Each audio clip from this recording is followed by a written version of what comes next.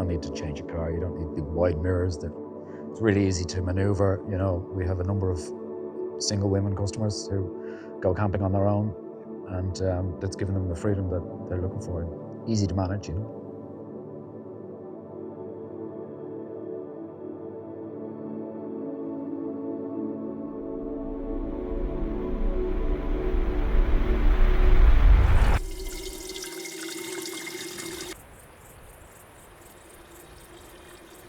So I had a caravan with the kids about 10 years ago, and we were in France, and we were sitting outside for 2 weeks, and we were only sleeping in the caravan.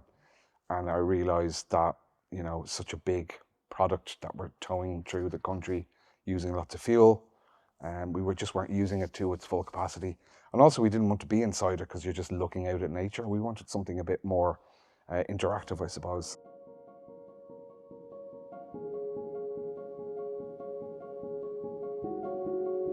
I come up with this idea and had built a prototype, and I remember saying, will you send me some photographs and dimensions of it?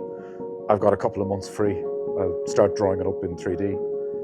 And he sent over the dimensions and I started drawing it up. And I'd say it was probably 10 days later, I was like, this is a good idea. This is a great idea.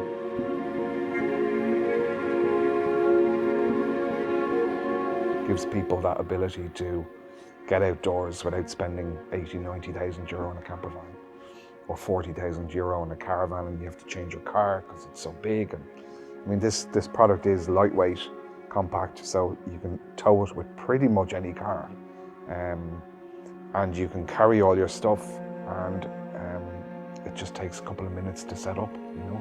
We have a customer who towed their Rome with a less than 100 horsepower car from Ireland, 6,500 kilometres round trip, south of Italy and back up to Ireland again, you know, in a tiny little car.